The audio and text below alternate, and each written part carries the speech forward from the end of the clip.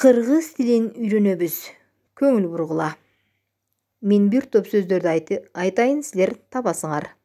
Анан мен жардамдашам. Данакери. Данакери. Кыргыз сөзү. Эмне деген бул? Данакери. Ойлонуп, дептерибизге жаза баштайбыз. Данакери. Себепкер экен, бир нерсенин себепкери болот экен, бир иштин башталышы. Дөөлөттөрү. Дөөлөттөрү. Дөөлөт деген эмне балдар? Дөөлөт. Айтайын дейт, бирок таппай калат кээде. Байлыктары. Байлыктары. Рухий кенч. Рухий кенч деген эмне? Рухий кенч. Бара-бара үйрөнөсүңөр. Дептерчиңерге, сөздүк дептерчиңерге жазып алгыла. Рухий кенч.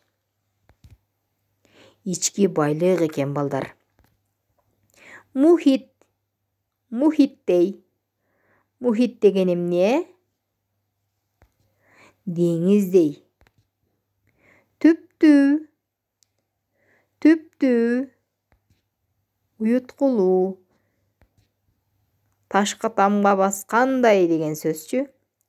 Ташка тамга баскандай.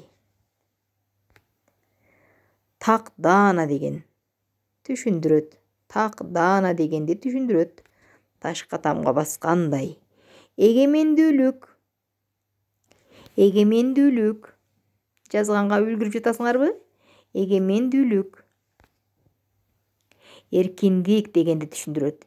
Силерге көзүңөргө даана болуш үчүн кыйгат жазып койдум сөздөрдү.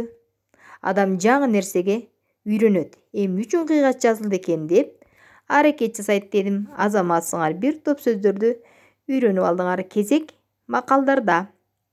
Коен тоок 36, буттары 96. Канча тоок, канча коен бар?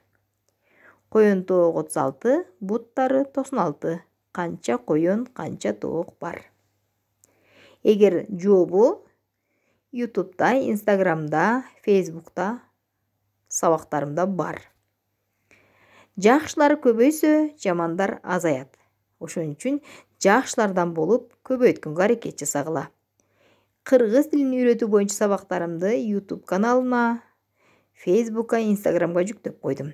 Анда кийинки сабакта жолугушканча.